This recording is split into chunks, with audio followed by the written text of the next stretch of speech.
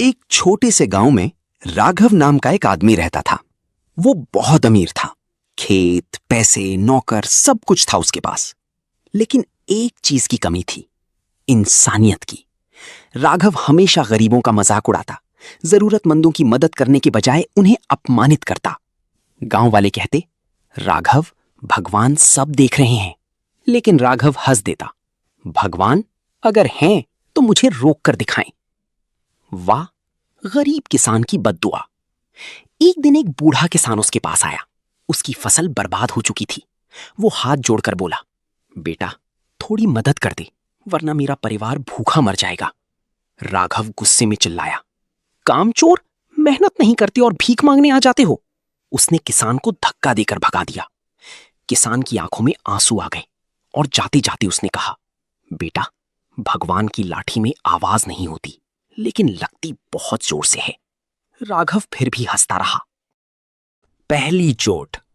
कुछ ही दिनों बाद राघव के खेतों में अजीब बीमारी फैल गई। हरी भरी फसल सूखने लगी, हरा से सूखा। राघव परेशान हो गया। ये कैसे हो सकता है? मेरे खेत तो सबसे अच्छे थे। लेकिन उसने इसे एक संयोग समझा। बारिश। दूसरी चोट। फिर एक रात तेज तूफान आया। राघव के गोदाम की छत उड़ गई। सारा अनाज बारिश में भीगकर खराब हो गया। अब उसका नुकसान और बढ़ गया। गांव वाले फिर बोले, राघव, ये सब भगवान का संकेत है। लेकिन इस बार भी उसने उनकी बात को नजरअंदाज कर दिया। हवन कुंड। सबसे बड़ा झटका। कुछ दिनों बाद राघव का इकलौता बेटा बीमार पड़ गया।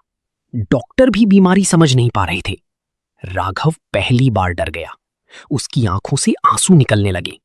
वो भगवान के सामने हाथ जोड़कर बोला, हे भगवान, अगर मैंने कोई गलती की है तो मुझे सजा दो, मेरे बेटे को नहीं। सच्चाई का एहसास। उसी रात राघव को किसान की बात याद आई। भगवान की लाठी में आवाज नहीं होती। उसे समझ आ गया, ये सब उसकी गलतियों का नतीजा है। वो तुरंत उस बूढ़े किसान के घर गया और उसके पैरों में गिर पड़ा। मुझे माफ कर दो, मैंने तुम्हारा दिल दुखाया। किसान ने उसे उठाया और कहा, गलती मान लेना ही सबसे बड़ी सजा और सबसे बड़ी सीख है। ऋतु बदलाव। अगले दिन से राघव पूरी तरह बदल गया। उसने गरीबों की मदद करना शुरू किया, जरूरतमंदों को खाना और पैसा देने लगा, गांव में स्कूल और पानी की व्यवस्था करवाई। धीरे धीरे उसका बेटा भी ठीक होने लगा और उसकी जिंदगी फिर से पटरी पर आ गई। स्टार। अंतिम सीख, मोरल। भगवान की लाठी में आवाज नहीं होती, लेकिन जब चलती है तो इंसान को अंदर तक बदल देती है।